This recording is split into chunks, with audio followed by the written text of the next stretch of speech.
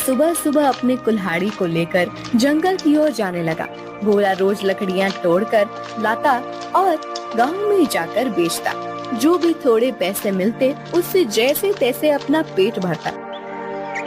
उस दिन जब भोला लकड़ी काटने गया, उसने देखा कि बहुत सारे पेड़ पहले से ही कटे हुए हैं। फिर अरे ये क्या, लगता है आज कलुआ मुझसे पहले आकर लकड़ियां तोड़कर चला गया।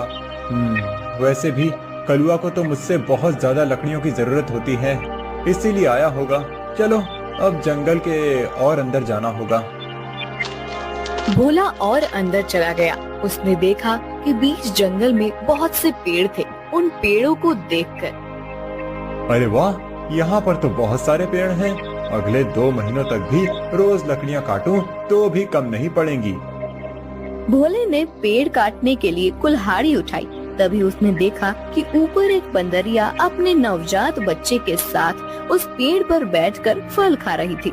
वो बंदरिया इतने प्यार से अपने बच्चे को पकड़कर बैठी थी कि उनका प्यार देखकर भोला रुक गया। ये क्या करने जा रहा था मैं? अगर मैंने ये पेड़ काट दिया, माँ बंदरिया और उसके बच्चे का घर टूट जाएगा। नहीं, मुझे ऐसा नहीं करना चाहिए। शायद इस पेड़ पर बहुत सारे फल हैं, इसीलिए ये बंदरिया यहाँ रहती होगी। चलो मैं कोई ऐसा पेड़ काटता हूँ जिस पर किसी जानवर या पंछी का घर ना हो। भोला और आगे चला गया। उसने अपनी जरूरत के अनुसार लकड़ियाँ काटी और उन्हें बेचने चला गया। ऐसे ही दिन बीतते रहते हैं। भोला रोज उस बंदरिया और उसके बच्चे को देखता। कभी कभी भोला बंदरिया को खिलाने के लिए घर से रोटी भी ले आता। एक दिन जब भोला लकड़ी काटने गया, तब उसने देखा कलुआ उसी पेड़ पर कुल्हाड़ी चला रहा था जिस पेड़ पर उस बंदरिया रहती थी। कलुआ को उस पेड़ को काटते देख, अरे कलुआ, ये क्या कर रहे हो? ये कैसा सवाल है? भगवान ने आंखों की जगह बटन लगाकर भेजा है क्या? दिखाई नहीं देता? लकड़ी काट रहा हूँ। वो तो मैं देख रहा हूँ कलुआ, लेकिन इस पेड़ की लकड़ी क्यों काट रहे हो? किसी और पेड़ की लकड़ी काटो। पेड़ पर देखो, एक बंदरिया का घर है, उसके साथ उसके नवजात शिशु भी हैं कलुआ। तो क्या हुआ? वो बंदरिया किसी और पेड़ पर चली जाएगी। इतने सारे पेड़ तो हैं। लेकिन कलुआ, लेकिन वेकिन कुछ नहीं। चल निकल जा यहाँ से। आया बड़ा मुझे सिखाने वाला। और सुन, इस पेड़ को तो पूरा मैं ही काटूंगा। ये ध्यान रखना, तुझे चाहिए तो कहीं और चला जा, नहीं तो ये देख रहा है ना कुल्हाड़ी, मुझे जरा सी भी देर नहीं लगेगी इस कुल्हाड़ी को तुझ पर चलाने में। कलुआ पेड़ काटने लगा। भोला बेचारा चाह कर भी कुछ नहीं कर पाया और आगे चला गया। दोपहर के समय जब भोला जंगल से लौट रहा था, तब सपने देखा कि कलुआ ने वो पूरा पेड़ काट डाला था। भोला को बहुत बुरा लग रहा था। तभी उसकी नजर पेड़ के एक बड़े लकड़ी के नीचे गई। वो बंदरिया उस लकड़ी के नीचे मरी पड़ी हुई थी। उसे देख भोला के आंखों में आंसू बहने लगे। भोला को लग रहा था कि शायद उसके बच्चे की भी मौत हो गई है। भोला उस बंदरिया के पास गया।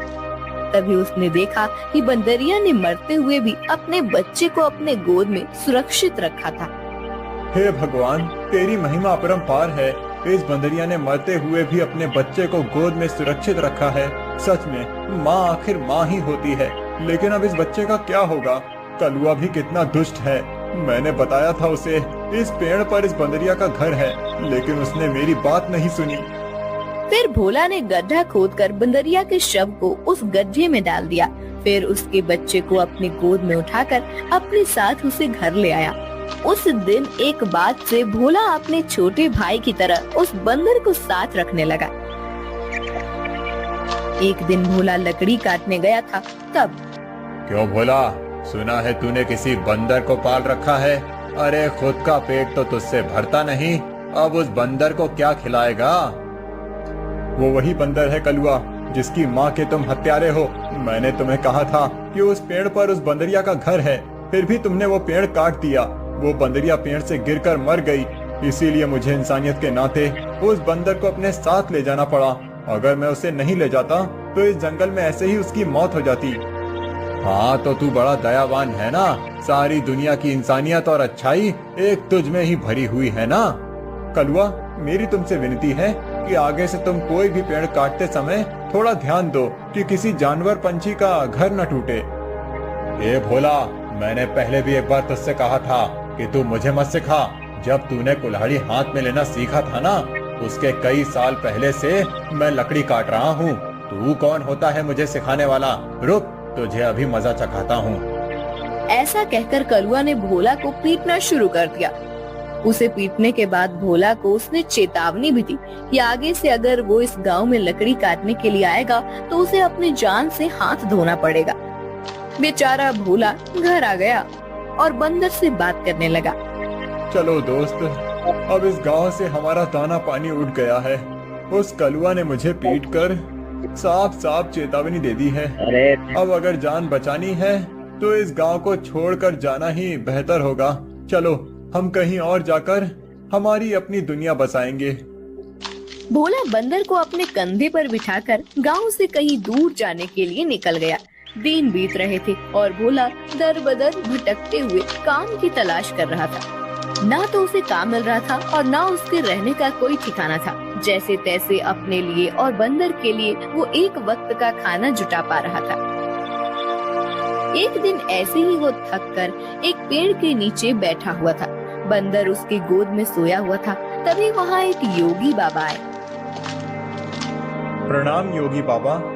कल्याण हो पुत्र। एक बात बताओ, तुम इस बंदर को ऐसे गोद में लेकर क्यों बैठे हो? बाबा, इसने अपनी माँ को खो दिया है।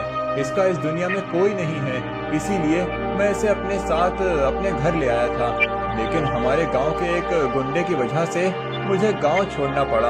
अब मैं काम और सर पर छत ढूंढते हुए दर दर भटक रहा हूँ। पुत्र, तुम्हारा हृदय सच में कोमल है। तुमसे किसी का भी दुख नहीं देखा जाता। तुमने इस अनाथ बंदर की जिम्मेदारी लेकर इसे एक परिवार दिया है। तुम अगर चाहो तो मेरे साथ मेरे आश्रम में रह सकते हो। मेरे आश्रम में मेरे कुछ शिष्य रहते हैं और कई बार कितने साधु भी आते हैं। उनके भोजन और रहने की व्यवस्था की जिम्मेदारी अगर तुम उठाओ तो मुझे बहुत आनंद होगा। ये तो मेरी खुशनसीबी है बाबा। मुझे आपके साथ रहने में सचमुच खुशी होगी। लेकिन बाबा, मेरा ये बंदर भी मेरे साथ आएगा। मैं इसे कहीं नहीं छोड़ सकता।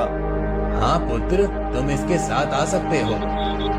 भोला बाबा के साथ उनके आश्रम चला गया। भोला अब योगी बाबा के आश्रम में सफाई, भोजन व्यवस्था, हवन की सामग्री ले आना, बाबा जी के शिष्यों की सहायता करना, ऐसे सारे काम करने लगा। भोला का बंदर हमेशा उसके साथ रहता था। योगी बाबा भोला का काम और उसकी काम के प्रति निष्ठा देखकर खुश थे। बाबा हमेशा अपने बाकी शिष्य और साधुओं से भोला की तारीफ करते थे। बाबा जी का एक शिष्य था मानिक, जो भोला की तारीफ से बहुत जलता था। उसे लगता था कि भोला तो एक साधारण लड़का है, फिर भी बाबा जी उसकी बड़ी तारीफ करते हैं। जबकि मैं इतनी पढ़ाई करता हूँ, वेद पाठ करता हूँ, फिर भी बाबा जी को मेरी कोई अहमियत नहीं है। एक दिन, माणिक भैया, ये लीजिए, आपके लिए ये ताजे फल लेकर आया हूँ।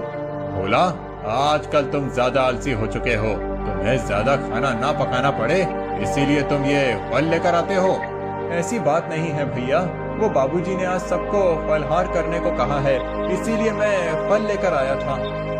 भोला बात कर ही रहा था कि तभी उसका दोस्त बंदर आया और उसने मानिक के फल खा लिए। अरे अरे, ये क्या? अरे संभालो तुम्हारे इस बंदर को। पूरे आश्रम को सर पर उठाकर रखा है। ये बंदर मेरे फल खा गया। भोला, अभी के अभी इस बंदर को भगाओ इस आश्रम से, नहीं तो मैं योगी बाबा से इसकी शिकायत करूंगा।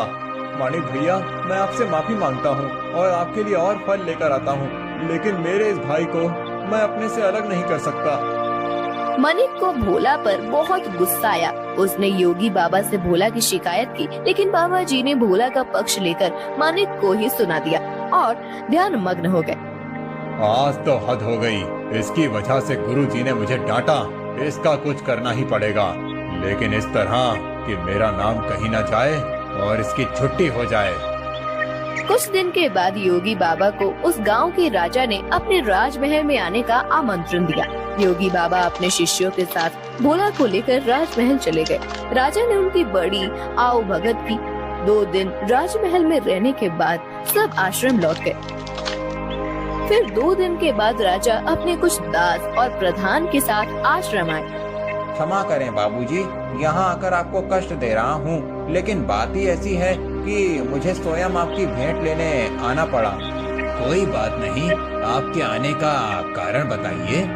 समझ नहीं आ रहा कैसे कहूँ बाबूजी, 2 दिनों से हमारी महारानी का नवलखा हार कहीं गुम हो गया है। समझ नहीं आ रहा कि कहाँ गायब हो गया। साफ साफ बताइए कि आप क्या कहना चाहते हैं। क्या हमारे जाने के बाद से वो हार गुम हुआ है? सच कहूँ तो हाँ। मतलब हम में से किसी ने वो हार चुराया है, ऐसा कहना है आपका? नहीं बाबूजी, मैं आप पर शक करने का पाप नहीं कर सकता, लेकिन महारानी की वजह से मुझे यहाँ पर आना पड़ा। महाराज, आपके यहाँ आने की वजह से मुझे कोई आपत्ति नहीं हुई, लेकिन मैं अपने सारे शिष्यों को अच्छे से जानता हूँ। मेरे शिष्यों में से कोई भी चोरी जैसा पाप नहीं कर सकता। फिर भी अगर आपको तसल्ली ना हो तो आप सबकी तलाश ले सकते हैं। राजा के साथ आए हुए दासों ने सबकी तलाशी ली। तब उन्हें भोला की झोली में वो 9 लखा हार छुपाया हुआ मिला। वो भोला को पकड़कर ले गए।